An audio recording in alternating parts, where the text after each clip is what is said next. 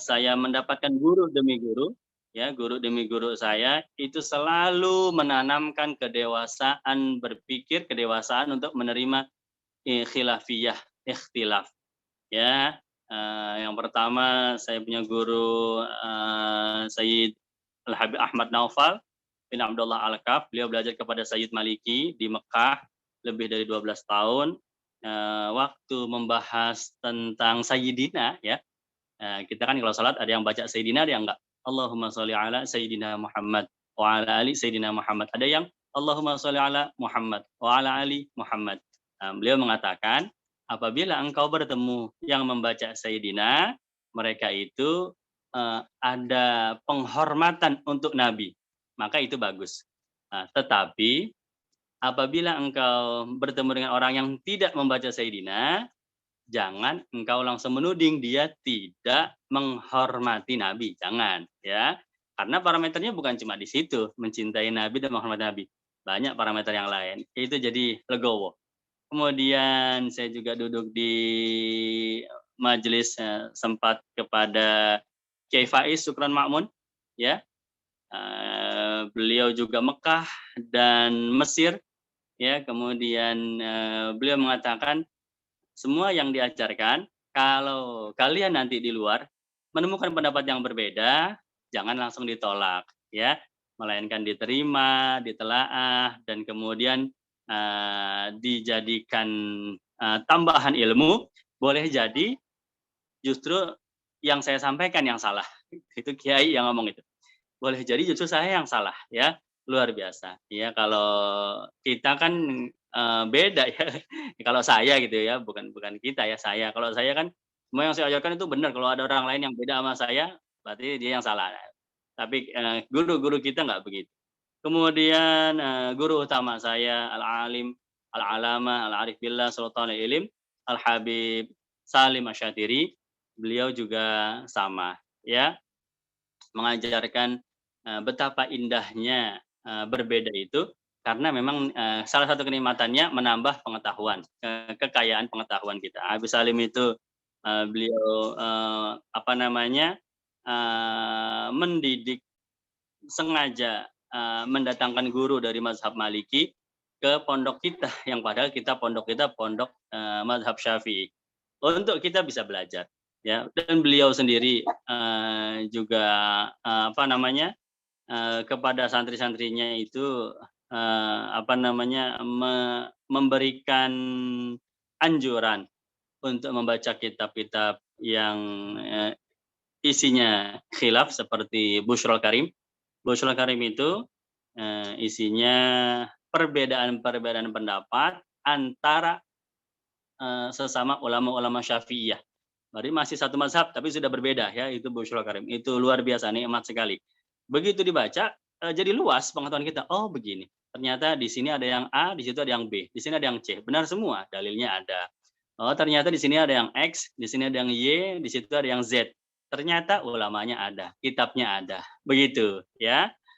Alangkah tidak bijaksana seandainya kita baru belajar satu sudut pandang, satu ilmu pengetahuan, kemudian kita fanatik buta, itu yang paling benar. Kemudian ketika kita menemukan saudara kita berbeda, dengan fanatiknya kita melabeli mereka yang salah, mereka itu tidak sesuai sunnah, dan label-label yang macam-macam ya. Saya juga tidak tega menyebutkannya, ya. Seperti itu, Bapak Ibu sekalian. Jadi salah satu poin yang kita dapat dari ikhtilaf mengenai kekhususan sholat witir bagi Nabi, sholat duha bagi Nabi, wajib atau tidak wajib, itu ikhtilaf. Kalau yang saya pegang tetap yang wajib, jelas, ya, karena Takhair Muhammadiyah Sayyid Maliki itu di situ jelas disebutkan yang wajib. Jadi yang lain tetap benar, cuma karena kita punya ikatan dengan guru kita, begitu, ya. Kita dididik dengan guru kita, nah itu yang kita pegang, ya. Subhanallah, luar biasa, begitu. Makanya kalau di Zoom atau di momen-momen lain nanya sama saya, Ustadz, ini ada yang bilang A, ada yang bilang B, mana yang benar? Ya benar semua. Selalu jawaban saya begitu ya. Ustadz katanya ini begini, tapi di sana itu begitu. Mana yang benar? Ya benar semua ya. Baik, Bapak Ibu, demikian kajian pembuka kita untuk Zoom pagi ini. Jadi tambahan pengetahuannya adalah ada sebagian pendapat ulama yang mengatakan untuk masalah-masalah tersebut tidak menjadi khususiyah, tidak menjadi khosois bagi Rasulullah Shallallahu Alaihi Wasallam. Ya. Sekarang kita ke sesi tanya jawab. Kita lihat dulu ini Pak Catur. Chat dulu ya, Sob ya. Masih di jalan ya, Pak Catur ya? Ya. Dari Pak Agus Sartono ini, beliau menanyakan tentang keraguannya, ya, karena banyak pertanyaan dari kawan-kawan tentang Maulid Nabi Muhammad. Apakah bid'ah? Ya, iya. karena tidak ada contoh dan tidak ada perintah dari Nabi dan para sahabat tabiin juga nggak ada. Dengan pertanyaan seperti di atas, saya juga melihat di Arab Saudi dan Madinah juga tidak melaksanakan Maulid Nabi seperti di Indonesia. Mohon penjelasannya, Ustadz. Yang mana ya? Kok saya nggak baca ya? Chat atau apa? Chat, yang paling atas. Oh, yang paling atas ya? Ya. Oh iya baik ya. Baik bentar.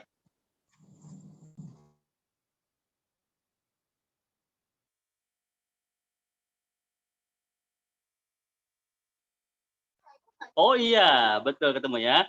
Bapak Agus Santoso.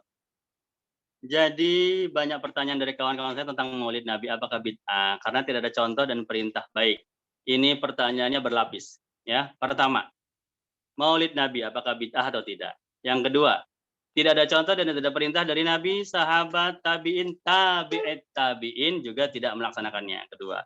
Yang ketiga, di Arab Saudi, maksudnya di Mekah ya, dan di Madinah, tidak melaksanakan Maulid Nabi. Ya, mohon penjelasannya.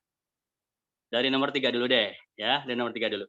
Jadi teman-teman sekalian, malam Rabu ya, malam Rabu kemarin, alhamdulillah, saya ada satu kegiatan di Masjid Al-Maghfirah ini. Kemudian ada satu tamu, saya juga tidak menduga, ya, beliau datang dengan undangan yang lain, yaitu Said Hasan Al-Haddad. Beliau mengatakan, saya ini baru pulang loh ke tanah air, karena saya lama di Saudi, di Jeddah 25 tahun, di Mekah awalnya kuliah di Ummul Qura ya, kurang lebih 10 tahun atau berapa saya lupa. Jadi beliau kuliah, setelah itu dapat pekerjaan, kemudian tinggal di sana ya, kemudian sudah tua, orangnya sudah tua. Karena beliau bilang kalau di Saudi sih tidak ada harapan untuk menjadi warga negara ya. Mau berapa puluh tahun kita tinggal di situ ya tetap aja kita akan dianggap sebagai orang asing. Akhirnya beliau memutuskan untuk pulang ke tanah air. Jadi di tanah air itu baru setahun 2 tahun. Nah, itu saya tuh senang sekali kalau ada orang-orang yang pengalamannya kaya dengan pengalaman seperti itu. Wah, itu sudah saya berondong dengan pertanyaan. Ya, Ustadz,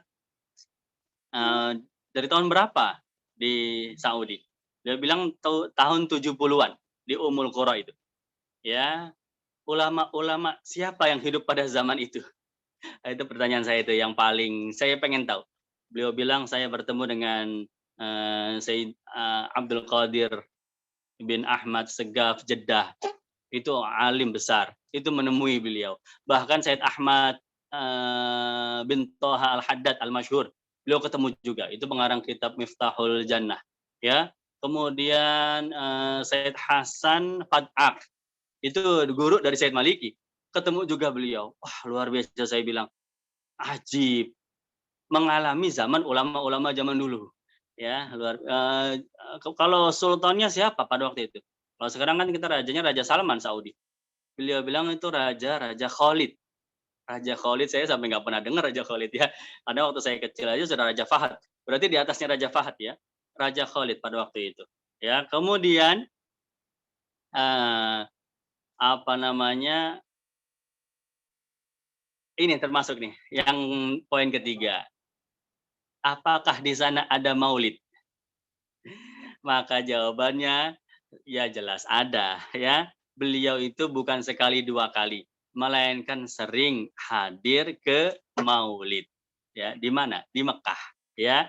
Sayyid Maliki di majelisnya bikin maulid, ya. Kemudian ada lagi Said Hasan Fat'ak di majelisnya, artinya di pondok pesantrennya ya, ada maulid. Yang hadir siapa? Yang orang-orang Mekah, ya. Orang-orang Mekah datang ke rumah tersebut. Loh, emang rumahnya besar. Beliau bilang, ulama di sana itu rumahnya bisa menampung 2.000 orang. Luar biasa. 2.000 orang bisa masuk dan itu nggak perlu meluber-meluber sampai ke garasi rumahnya, sampai keluar pagar. Itu semuanya masuk ke dalam ruangan. Jadi memang Allah buka rezeki ya untuk orang-orang yang ikhlas sampai seperti itu. Ya, intinya apa? Kalau ada yang mengatakan di Saudi, Mekah, Madinah tidak ada maulid, mungkin mainnya kurang jauh ya, begitu. Jadi sebetulnya ada, mungkin tidak pernah lihat. Nah, inilah dia penyakit kita. Kita itu menggeneralisir, kita ya. Perasaan saya itu kalau nonton film di Hollywood, film-film Hollywood, nggak pernah ketemu ada pengemis di Amerika di film-film itu. Lalu kita bilang di Amerika nggak ada pengemis, satu pun nggak ada pengemis, ya. Padahal tanya sama saudara-saudara kita yang ke Amerika, ya Amerika ya sama di sini, gelandangannya ada, pengamen ada, pengemis ada, ya. Kita bisa ngomong begitu hanya dari lihat film satu dua film, kemudian kita menggeneralisir, semuanya nggak ada, ya.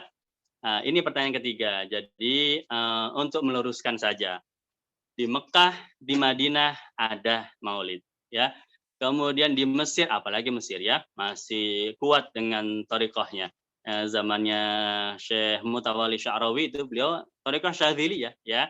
Kemudian di Suriah, Syam, ya, Syekh Ramadan Al-Buti itu juga sama, ya. Di mana-mana itu ada maulid. Sampai di Maroko, mazhab Maliki, ya, di Indonesia, Malaysia, semuanya ada. Ya, begitu. Hanya karena kita tidak maulid, tidak boleh kita kitmanul ilim, menyembunyikan ilmu dengan mengatakan, oh di Mekah kok nggak ada maulid, di Madinah nggak ada maulid kok. Jangan begitu ya. Tetap kita sampaikan apa adanya. Seperti tadi saya menyampaikan adanya pendapat ulama yang berbeda, kan saya sampaikan. Justru itu membuka pengetahuan umat, ya. Bukan berarti saya tutup-tutupi, nanti kalau mau tahu berarti nanti pendapat saya salah dong. Nggak apa-apa, sampaikan aja, ya. Jadi Mekah Madinah ada maulid, yaitu diperbaiki. Kemudian yang kedua, tidak ada contoh dan tidak ada perintah dari Nabi, dari sahabat, dari tabiin, tabi'in. Baik, yang pertama, saya mau tanya ini, pondok pesantren itu bagian dari ibadah atau bukan? Ya, pondok pesantren itu ibadah, jelas ya. Kalau ada yang mengatakan memasukkan anak ke pondok pesantren itu tidak bernilai pahala sama sekali. Jelas kita akan marah dengan orang tersebut, ya. Jelas kita akan mengecam, wah ini orang sekuler apa? Atau orang liberal apa? Atau ada orang mengatakan pondok pesantren tidak ada manfaatnya. Padahal di situ di pondok pesantren justru lingkungannya bagus, steril, ya, pendidikannya diisi pendidikan agama, akhlaknya diberi contoh akhlak yang bagus di pondok pesantren. Ya, pertanyaannya, adakah pondok pesantren di zaman Nabi? Tidak ada. Ada perintahnya? Tidak ada. Ada pondok pesantren di zaman sahabat? Tidak ada. Ada sahabat yang memerintahkan membuat pondok pesantren? Tidak ada. Ya, itu pondok pesantren adalah konsep yang datang kekinian. Ya, generasi-generasi abad-abad setelahnya. Zaman Nabi tidak ada, zaman sahabat tidak ada, zaman tabiin tidak ada. Tidak ada pondok pesantren. Lalu kita sekarang mengatakan pondok pesantren itu bid'ah. Pondok pesantren itu tidak sesuai, tidak ada dalam zaman Nabi dan tidak boleh dilakukan. Kira-kira seperti apa? Ya, perasaan kita kira-kira seperti apa kalau ada yang mengatakan begitu? Menerima atau mengolah lagi dengan pikiran yang jernih, tentu kita akan mengolah. Loh kok bisa dibilang pondok pesantren itu bid'ah, tidak sesuai dengan sunnah Nabi, hanya karena dia tidak ada di zaman Nabi, bukan berarti kita tidak boleh melakukan. Quran itu dibagi 30 juz, tidak ada di zaman Nabi, ya. Maka boleh dicari hadisnya, satu pun tidak ada yang menyebutkan Nabi membaca juz 1 sampai juz 2, juz 3 sampai juz 4, karena pembagian juz itu nggak ada di zaman Nabi. Kemudian penulisan kitab-kitab, bahkan pembagian ilmu saja tidak ada di zaman Nabi. Ilmu itu dibagi menjadi ilmu fikih, ilmu tauhid, ilmu tajwid, ilmu nahu, ilmu sorof, itu nggak ada zaman Nabi, ya. Maka kalau kita mengartikan hadis man yuridillahu bihi khairan yufaqihu fid din, itu kadang-kadang ada yang agak keliru, ya. Barang siapa yang ingin salah satu ciri hamba yang ingin diberikan kebaikan oleh Allah, hamba tersebut diberikan kematangan dalam ilmu fikih. Karena bahasanya yufaqihu fiddin. Lalu kita artikan hamba itu diberikan kepandaian dalam ilmu fikih. Padahal ketika Nabi berkata seperti itu, bersabda seperti itu, belum ada ilmu fikih. Artinya ilmu agamanya masih satu. Belum ada ini yang untuk fikihnya, ini yang untuk akidahnya, ini yang untuk ilmu hadisnya, belum ada. Jadi sebetulnya hadis itu lebih mengacu kepada yufaqihu fiddin, dia diberikan kepandaian untuk seluruh ilmu-ilmu agama, tidak khusus untuk ilmu fikih. Ya. Lalu siapa yang membagi-bagi ilmu tersebut? Sampai sekarang kita ada ilmu fikih, ada ilmu sirah, ada ilmu tauhid, ya, dan yang seterusnya, ya bukan Nabi, ya begitu. Jadi kalau tidak dilakukan oleh Nabi, jadi mau kita sampaikan, wahai kaum muslimin, tidak boleh kita membagi-bagi ilmu, yaitu semuanya bid'ah. Ilmu fikih, ilmu hadis, ilmu tafsir itu tidak boleh, ya, tidak dianjurkan oleh Nabi. Kok ilmu dibagi-bagi? Itu mudorotnya banyak. Jadi orang kalau belajar fikih nanti dia jadi nggak belajar tauhid karena waktunya habis buat fikih. Kalau mau dicari-cari ya ketemu. Mudorot itu dicari-cari ketemu, ya manfaat dicari-cari juga ketemu. Begitu ya Bapak Ibu sekalian. Jadi intinya adalah ke pertanyaan pertama, apakah maulid itu bid'ah, ya, hanya karena tidak ada di zaman Nabi, belum tentu tidak boleh kita lakukan, ya. Itu harus ditanamkan di dalam pemahaman kita, karena kalau pemahaman kita apapun yang tidak ada di zaman Nabi tidak boleh dilakukan, maka kita akan stres sepanjang kita mendalami agama. Kenapa? Karena banyak sekali, ya, bukan banyak lagi, banyak sekali perkara-perkara yang tidak ada di zaman Nabi. Ya, contoh kecilnya itu pondok pesantren, ya, kemudian pembagian ilmu, kemudian dan seterusnya, banyak sekali, ya. Ya, ada pembahasan yang lebih dalam lagi, ya, yang lebih jauh lagi, tapi intinya permukaannya yaitu, ya, tentang perkara-perkara yang perlu kita kita luruskan, ya. Baik, pertanyaan berikutnya. Jadi 3 pertanyaan sudah kejawab semua, ya. Ada pertanyaan yang raise hand dari Bu Sumiati. Ya silakan. Sudah ketutup lagi rasanya? Oh belum, Pak Pupung Purnama. Tadi ya, Bu Sumiati yang. Oh Ibu Sumiati, raise hand lagi. Oke, siap. Ya. Nah, Bu Sumiati, monggo silakan open mic-nya. Open mic itu kayak apa? Stand up ya? Open mic. Soalnya Ustadz juga pakai podcast itu kayaknya. Oh iya. Ya. Kekininya nih Pak Chandra nih. Ya, kalau Bu Sumiati enggak, Pak Pupung, monggo Pak Pupung. Silakan Pak Pupung. Mic-nya dibuka, silakan. Sudah. Assalamualaikum warahmatullahi wabarakatuh. Waalaikumsalam warahmatullahi wabarakatuh. Pak Pupung, sehat Pak Pupung? Alhamdulillah, mudah-mudahan Ustaz selamanya sehat. Amin. Ini Pak Ustaz, ini sedikit tadi sebagaimana yang sudah dipaparkan mengenai peringatan Maulid. Ya. Yang ingin saya tanyakan bukan urusan bid'ah dan tidak bid'ahnya, karena saya juga biasa melakukannya atau mengikutinya. Cuma di masyarakat kami, di kampung lah katakanlah, rutinitasnya itu tidak jauh dari acara pembacaan berjanji atau debat itu dan seterusnya. Nah, ingin saya mendapat pencerahan dari Pak Ustadz, apakah peringatan Maulid Nabi itu seperti itu saja atau ada nilai plus, nilai yang lebih bermanfaat, misalnya pada hari H kelahirannya santunan kepada anak yatim, anak yang tidak mampu, atau mengadakan acara pengajian akbar misalnya, atau misalnya kegiatan-kegiatan yang maslahat gitulah. Jadi tidak khusus untuk membacakan itu saja. Nah, barangkali ada yang lebih baik ini, mohon pencerahan Pak Ustadz, mohon maaf. Assalamualaikum warahmatullahi wabarakatuh. Waalaikumsalam warahmatullahi wabarakatuh. Ini bagus sekali nih Pak Pupung. Ya, baik. Jadi teman-teman, ini juga saya mendengar istilah ini dulu ya, udah berpuluh-puluh tahun yang lalu. Tapi ketika pertama kali mendengar, saya rasa, loh benar juga ya, kok saya baru tahu. Teman-teman tahu ya, Bapak Ibu, zikrullah. Zikrullah itu apa? Zikir kepada Allah. Zikrullah, ya. Ayo kita perbanyak zikrullah.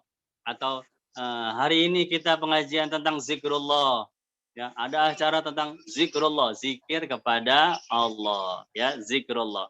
Nah, sekarang pernah dengar ya, kalau zikrullah sudah pernah dengar ya istilahnya. Pernah dengar istilah zikrur rasul atau zikrun nabi. Berzikir, mengenang, mengingat siapa itu nabi. Bagaimana perjuangan nabi. Ya, di mana nabi dilahirkan, di mana nabi wafat, siapa sahabat-sahabat nabi, bagaimana peperangan-peperangan nabi, bagaimana perjuangan nabi, itu zikrur rasul. Ya. Nah, jadi zikrullah ada manfaatnya, ada. Pahalanya ya jelas berpahala. Zikrur rasul ada manfaatnya, ada. Ada pahalanya ya jelas ada. Semua yang berkaitan dengan Allah Subhanahu wa taala, berkaitan dengan Nabi Shallallahu alaihi wasallam itu bermanfaat dan berpahala, ya. Jadi ketika peringatan Maulid di situ memfokuskan untuk membaca barzanji, membaca diba, membaca simtud duror, ya, karena memang ingin mengejar zikrur rasul, ya, ingin mengingat perjuangan Rasul, di mana Rasul dilahirkan, di mana Rasul wafat, ya, siapa istri-istrinya Nabi, peristiwa apa yang terjadi ketika hijrahnya Nabi, dan seterusnya dan seterusnya. Semuanya zikrur Rasul itu isinya, ya. Nah, jadi memang tujuannya ke situ, begitu. Ini bukan saya mengatakan sedekah itu jelek, ya, bagus, ya. Bukan saya mengatakan santunan kepada yatim itu tidak usah diadakan, enggak, ya. Itu bagus semuanya. Namun kita bersikap adil, ya. Ada bagiannya kapan kita bersedekah, kapan kita perhatikan anak yatim, kapan kita zikrullah, kapan kita zikrur rasul, dan seterusnya. Begitu ya. Jadi memang tujuannya itu seperti itu. Bahkan di beberapa peringatan-peringatan Maulid yang ulamanya itu ulama-ulama zaman dulu di Indonesia atau di luar negeri, itu bahkan hanya membaca kitab Maulid, ya, kitab sirah kan, Maulid itu isinya kitab sirah, ya. Setelah itu selesai, sudah pulang, tidak ada ceramah, tidak ada apa-apa gitu. Karena memang betul-betul memfokuskan untuk kita mengenang lagi perjuangan Nabi. Ya, kalau itu sampai hilang, ya akhirnya kita tidak punya momentum lagi untuk mengumpulkan orang, mengenang perjuangan Nabi. Itu jadi bagian dari zikrur rasul, ya Pak Pupung, ya. Terima kasih Ustaz. Terima kasih. Sama-sama. Ini lagi di rumah ini. Assalamualaikum. Ya. Waalaikumsalam. Silakan Pak Catur. Masih di kendaraan Pak Catur? Dari mana mau kemana nih Pak Catur?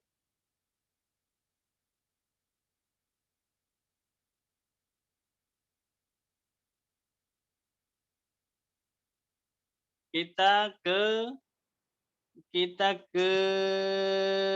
chat dulu ya Pak Catur atau ke raise hand? Baik, sebelum raise hand, Kang Ferry, chat dulu ya, chat dari Ibu Marhamah. Izin bertanya Ustadz, kalau ada satu amalan hukumnya wajib bagi para rasul dan sunnah bagi kita, apakah ada amalan yang sunnah bagi para rasul? Dan bagaimana hukumnya pada zaman kita? Ya justru lebih banyak Ibu, ya. Amalan yang buat Rasul itu hukumnya sunnah, buat kita sunnah, ya itu lebih banyak, ya. Kesunahan-kesunahan Nabi, misalnya makan dengan tangan kanan, buat Nabi sunnah, buat kita sunnah juga, ya. Begitu. Kemudian apalagi sholat-sholat sunnah yang lain, qobliyah, ba'diyah, buat Nabi sunnah, buat kita sunnah. Ya, jadi hukumnya tidak berubah, ya. Yang sedikit itu justru yang kasus-kasus istimewa seperti sunnah buat kita tapi wajib buat Nabi itu justru sedikit jumlahnya. Makanya ada pembahasan khususnya karena nggak banyak. Jadi disebutkan poin-poinnya juga bisa itu ya. Jadi seperti itu ya Ibu. Bukan berarti semua amalan sunnah itu jadi wajib buat Nabi, itu bukan seperti itu ya. Baik. Sekarang kita ke Kang Ferry. Silahkan Kang Ferry.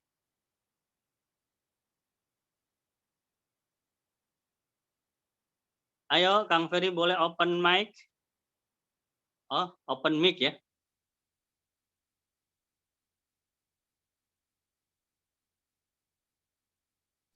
Nah, Assalamualaikum warahmatullahi wabarakatuh.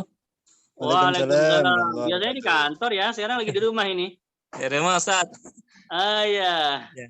Ustaz, Ana ada beberapa pertanyaan. Yang pertama, di surat Al-Anbiya ayat 88 itu ada di kalimat terakhir wa kadzalika nunjil mu'minin. Ada bacaan seperti itu. Yang saya mau tanyakan itu di atas huruf nun ada huruf nun juga, Ustaz. Penulisannya nunnya ya benar-benar huruf nun, nggak disambung gitu, Ustaz. Itu apa ada hikmahnya atau ada apa ya? Seperti itu. Kok beda gitu? Kenapa nggak langsung disambung penulisan huruf nunnya? Malah nunnya di atas nun juga gitu, Ustaz.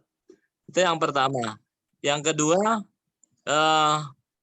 prosentase wahyu turunnya Al-Quran itu kan ada bisabab, ada bila sabab, ada keterangan atau apa gitu, peristiwa gitu, Ustaz. Itu untuk prosentasenya berapa ya, Ustaz ya? Yang bisabab, bila sabab sama kejadian-kejadian yang terdahulu. Baik. Satu lagi, Ustaz.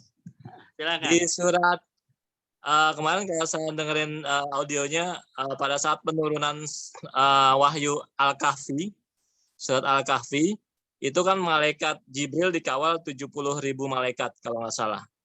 Apa sebegitu pentingnya atau sebegitu apanya, Ustaz, sehingga dikawal sampai 70.000? Itu, Ustaz. Assalamualaikum warahmatullahi wabarakatuh. Waalaikumsalam warahmatullahi wabarakatuh. Ini saya buka ya di Al-Anbiya tadi ayat keberapa? 88, Ustaz. Wa kadzalika nunjil mu'minin. Yang ayat terakhirnya.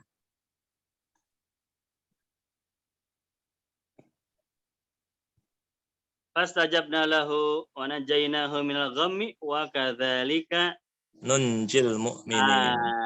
Baik ya. Jadi ini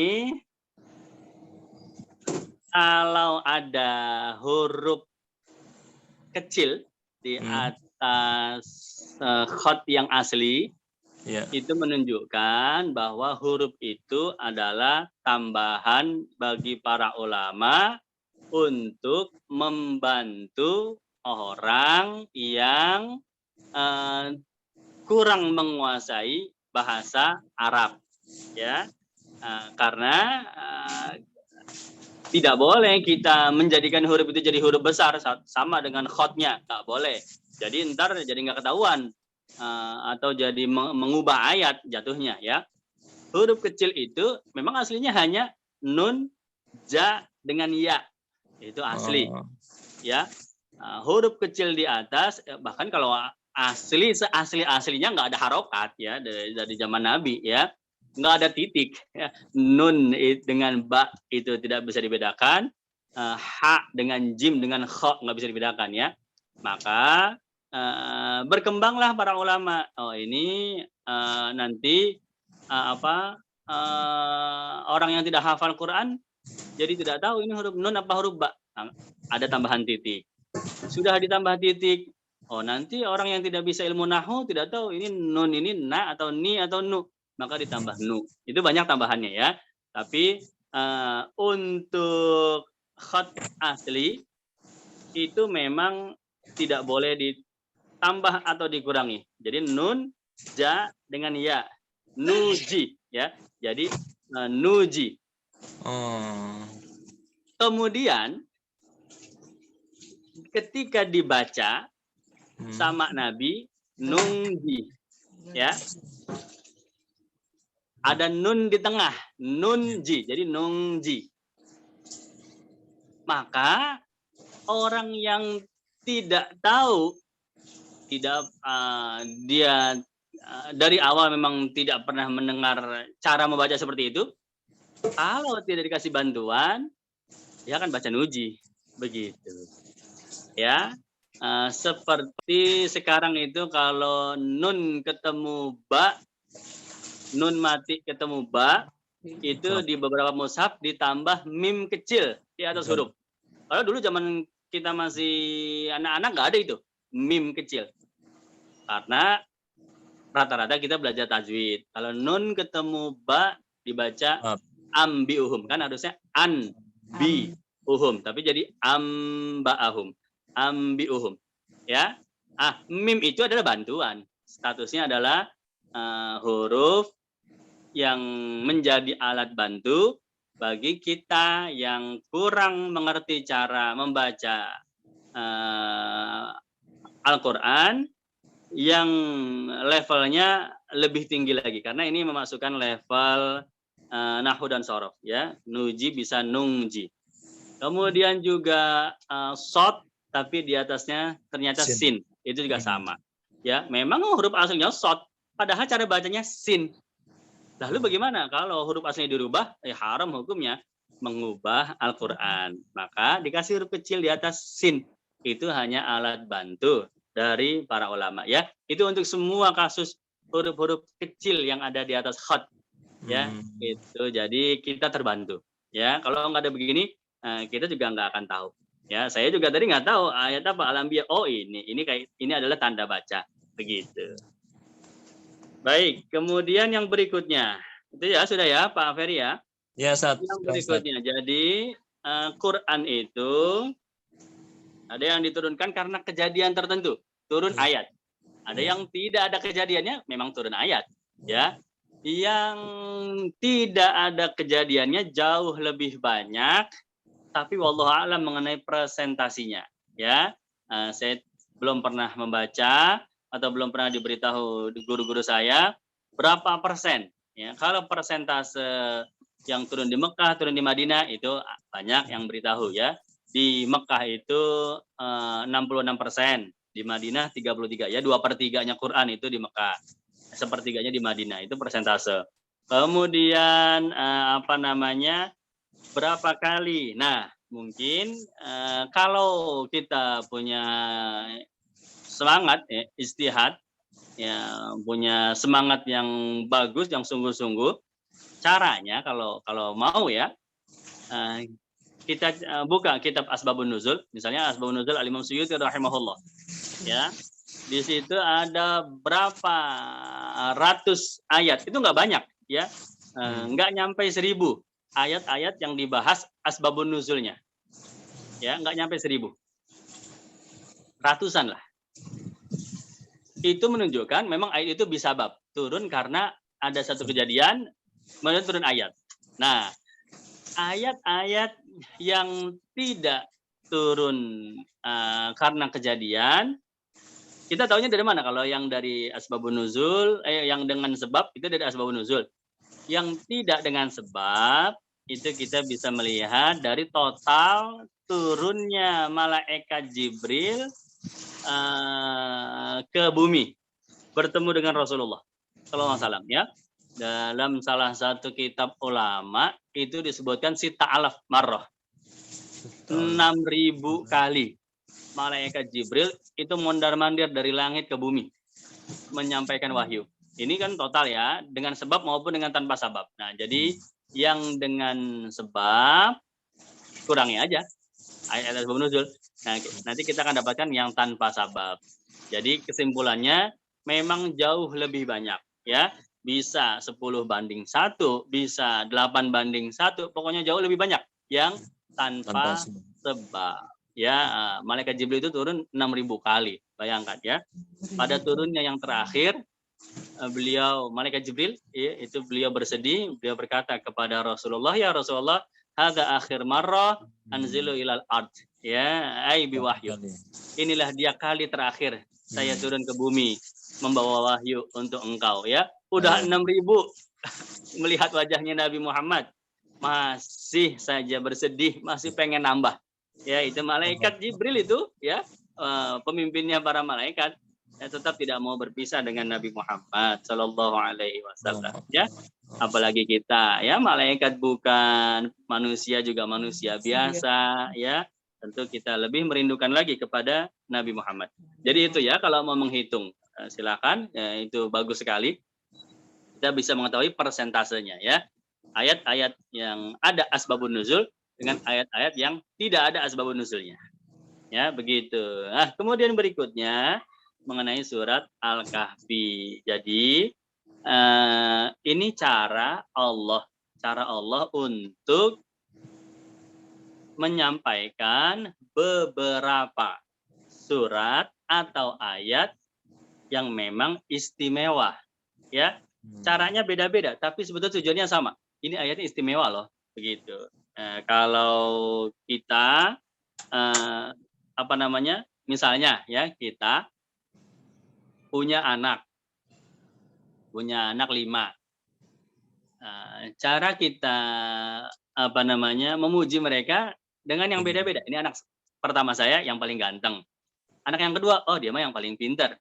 Anak yang ketiga, dia yang paling nurut sama orang tuanya. Anak keempat, dia yang paling rajin. Awal waktu itu kelihatannya kayak beda-beda, ya.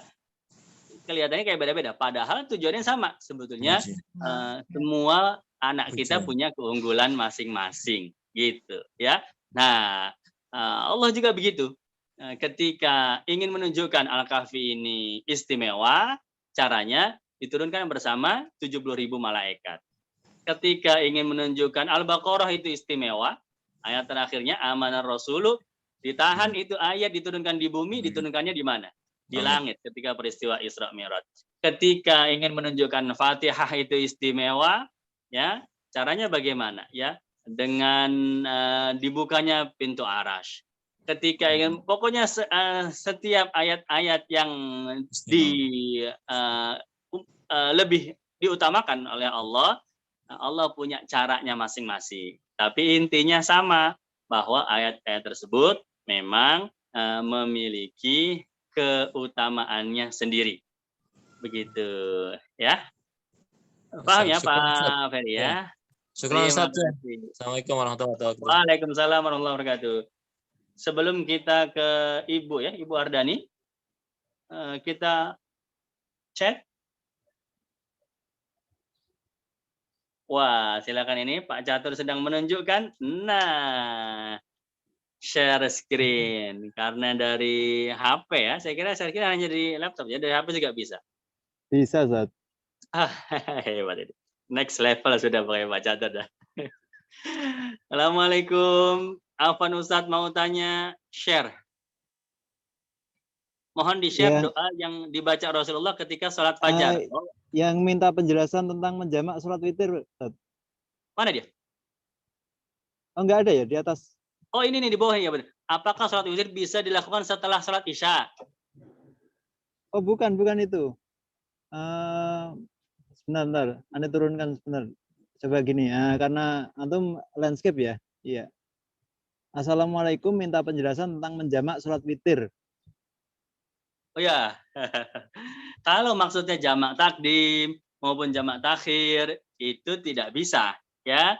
Jangankan sholat witir yang sunnah, sholat subuh saja yang fardu itu nggak bisa, karena jamak takdim, jamak takhir itu khusus untuk zuhur dengan asar dan maghrib dengan isya, ya. Tapi kalau ada maksud yang lain, jamak itu artinya kan menggabungkan, ya. Mungkin maksudnya menggabungkan sholat witir menjadi satu kali saja dikerjakannya, itu boleh, ya. Misalnya kita sholat witir, kita niatnya pengen kerjakan 5 rakaat misalnya, ya, kerjakan sekaligus, habis isya selesai, udah, nanti malam walaupun kita bangun tahajud nggak usah ngerjain lagi, nggak apa-apa.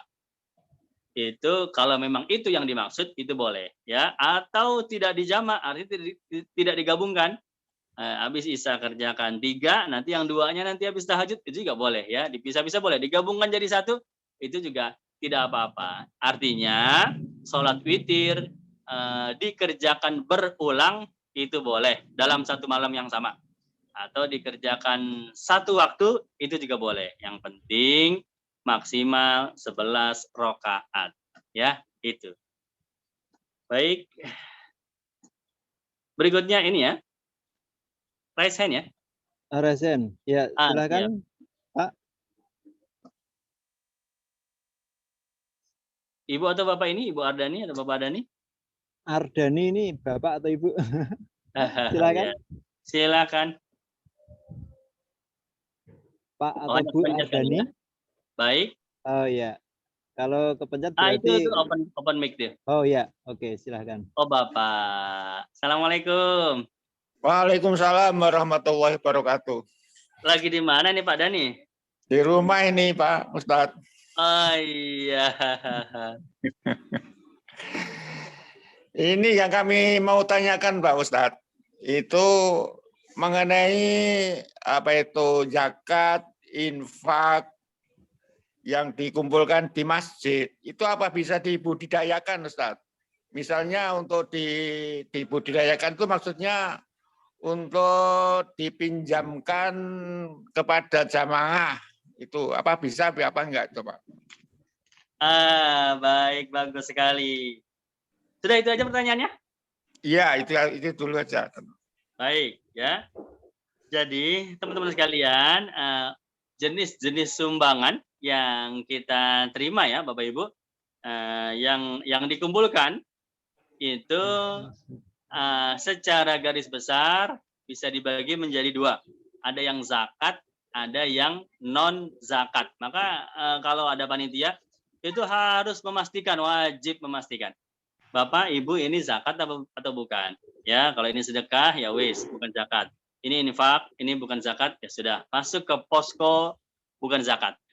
Kalau ini zakat, oh ya sudah, zakat mal atau zakat tijarah atau zakat apalagi yang lain-lain, berarti masuk zakat.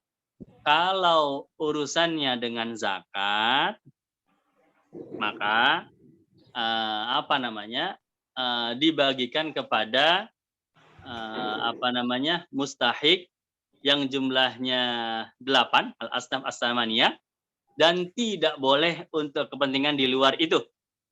Ya, dibagikan kepada fakir, miskin, amil, fisabilillah, ibnu sabil, gorimin, ya, kemudian lagi mu'allafati qulubuhum, ya, orang yang baru masuk Islam, dia butuh dukungan, mungkin dia diusir dari keluarganya, dia ingin terjaga lagi untuk menjaga akidahnya agar jangan kembali lagi kepada agamanya yang lama, kita bantu. Jadi tidak boleh keluar dari golongan tersebut, yang 8 golongan. Itu kalau zakat. Ya, misalnya untuk dipinjamkan agar bisa dijadikan modal, nanti bagi hasil dan seterusnya nggak boleh. Ya, bagi putus ibaratnya. Jadi kasih sudah selesai. Begitu. Orang Ya. Jadi nggak boleh ya, Dok, Ustaz ya? Kalau zakat, ya, Iya. kalau itu zakat nggak boleh.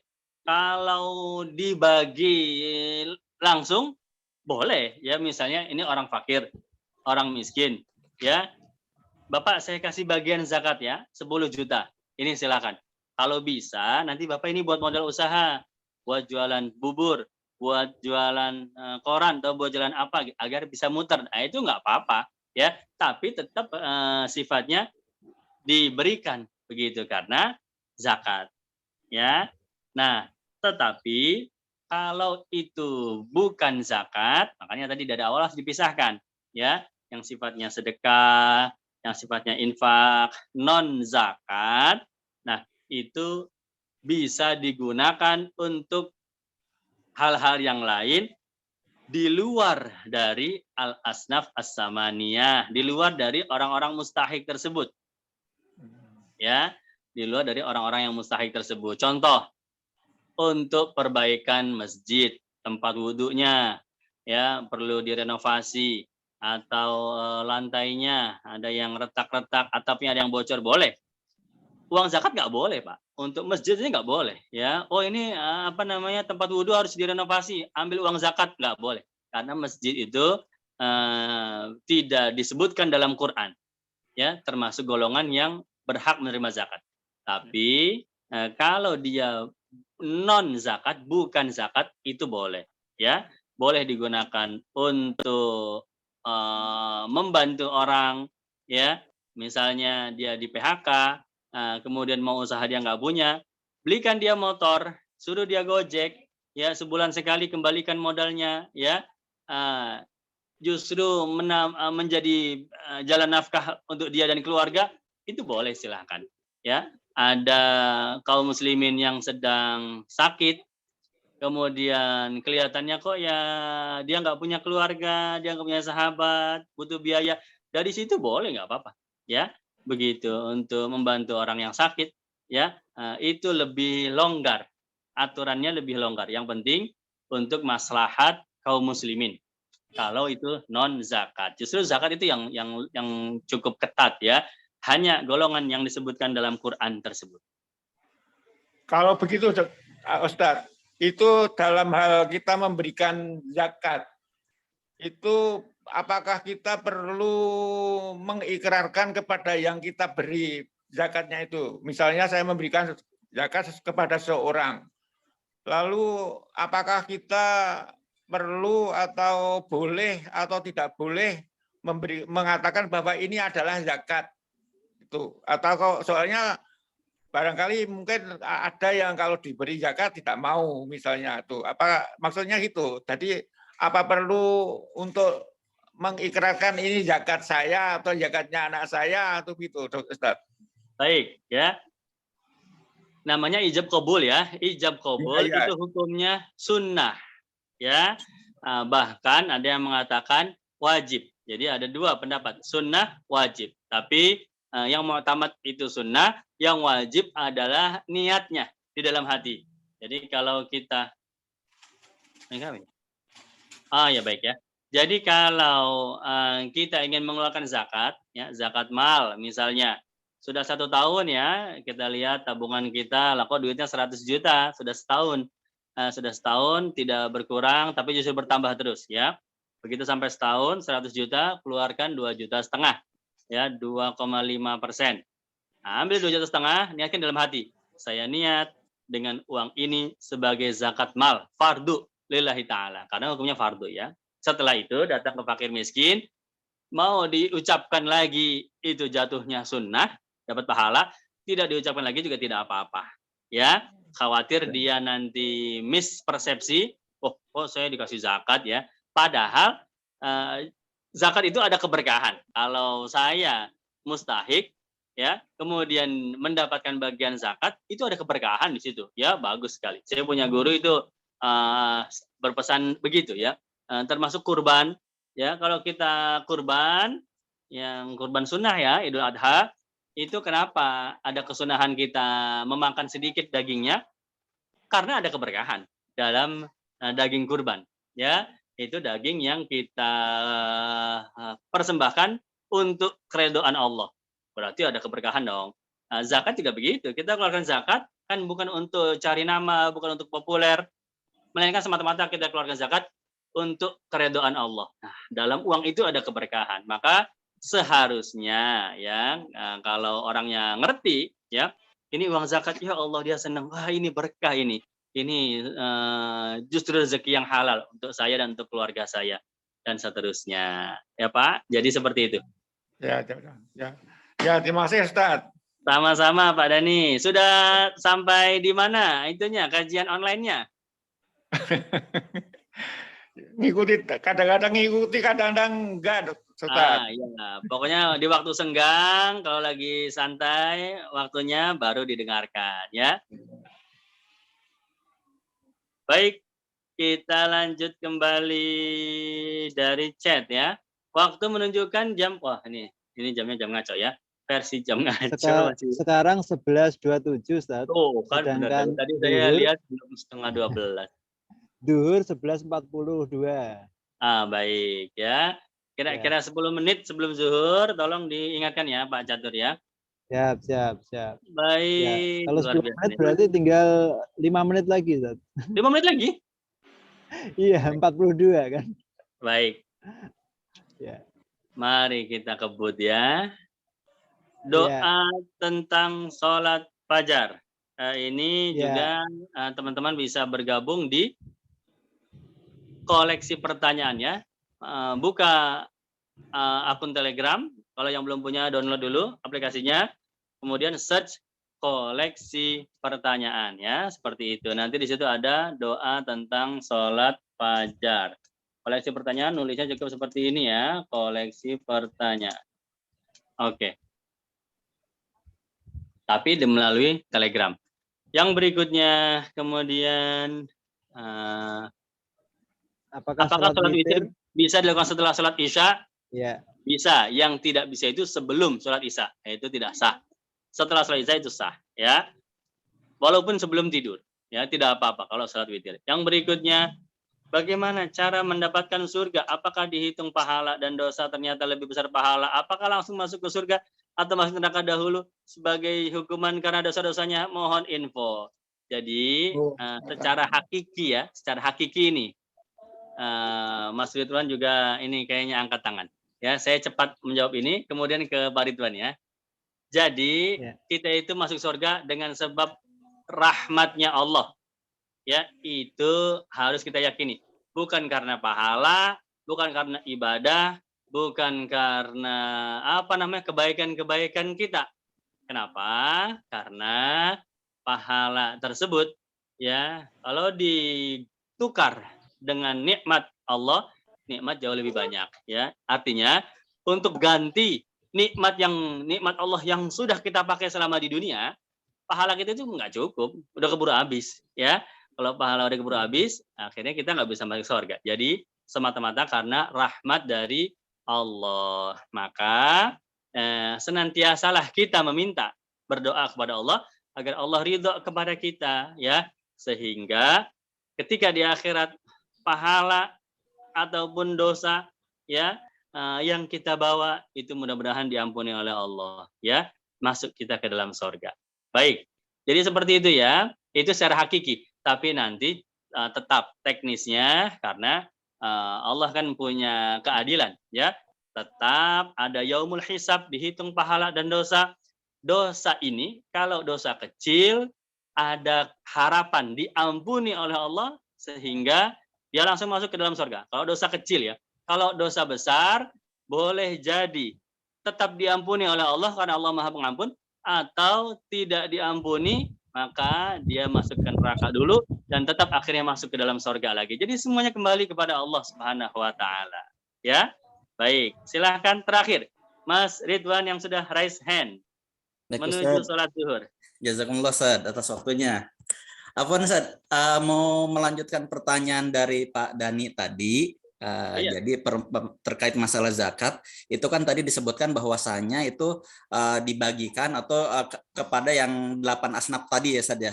Itu apakah zakat fitrah aja atau zakat secara keseluruhan dengan berbagai macam jenisnya gitu kan, dan sehingga tidak bisa untuk digunakan misalkan pemberdayaan ekonomi umat yang tadi dimaksud dengan Pak Dani, atau bagaimana? Mungkin itu aja Ustaz, pertanyaan dari saya. Baik, terima kasih. Justru asnaf samaniyah itu dalam Quran tidak disebutkan zakat fitrah, melainkan justru zakat yang umumnya, ya begitu. Tetapi zakat fitrah adalah bagian dari zakat yang umum, seperti itu. Nah, kenapa di Indonesia itu pola pikir seperti itu? Karena orang Indonesia kurang belajar, pengajiannya belum sampai bab zakat, dikiranya zakatnya cuma zakat fitrah doang. Jadi kalau ada zakat itu untuk asnaf, oh zakat fitrah. Zakat itu hanya boleh 8 golongan, ya berarti zakat fitrah, ya. Gitu. Padahal zakat itu banyak ya, seperti zakat mal, zakat tijarah, pertanian, buah-buahan, itu semuanya ada, barang tambang juga begitu, ya. Jadi memang pemberdayaan ekonomi itu boleh kita lakukan selama tadi metodenya tetap bagi putus, ya. Mungkin orang-orang fakir miskinnya dia berikan tambahan wawasan dulu, Bapak Ibu nanti saya bagi, karena tidak ada syarat zakat itu dibagi dalam jumlah berapa, ya. Ini juga sama nih. Kalau kita lihat amil, ya orang miskin, orang fakirnya banyak, jadi satu orang dapat 200.000, ya nggak bisa apa-apa 200.000, ya. Lebih baik kasih kepada sedikit, tapi masing-masing dapat 5 juta, 5 juta, 5 juta, ya. Mungkin cuma 5 orang, mungkin 4 orang, tapi yang 5 juta ini akhirnya dia buat modal usaha, akhirnya dia berkembang, tahun depan dia yang bayar zakat, kan begitu, ya. Jadi karena tidak ada syarat berapa banyak yang batasnya yang bisa kita berikan untuk satu orang fakir miskin, di situ kita bisa memikirkan, dioptimalkan. Nah, ini bisa nih, orang miskin bisa kita kasih 8 juta nih, tapi dengan catatan dia harus punya kedewasaan dulu dalam mengelola uang.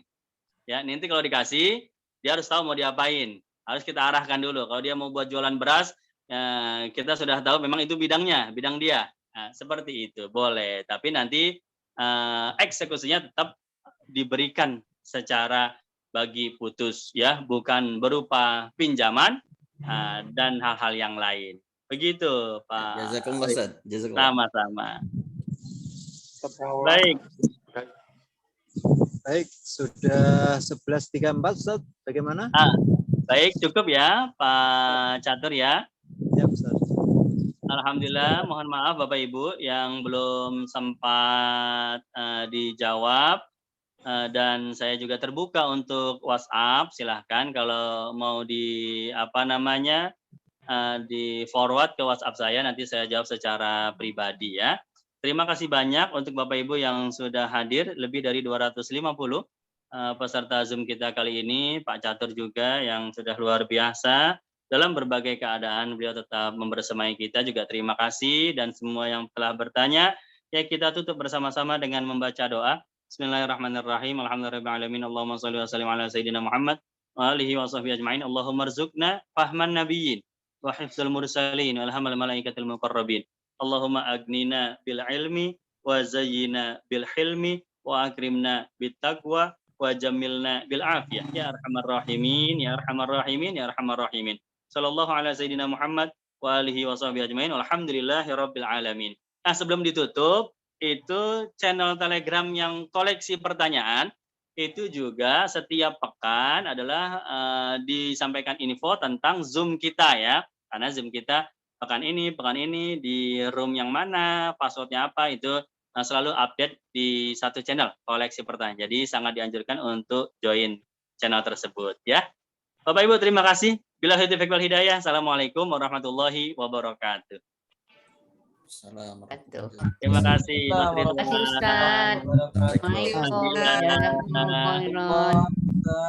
Telegramnya koleksi pertanyaan. Terima kasih. Sama-sama. Assalamualaikum. Mudah-mudahan sehat semua ya. Makasih Ustaz. Makasih Ustaz. Makasih Ustaz. Terima kasih Ustaz.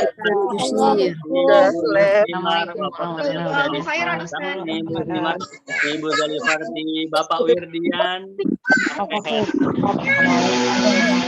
lebih asik dengarnya. Ibu Eka, Ibu Sri, Nuri Wahyu, Ibu Uis.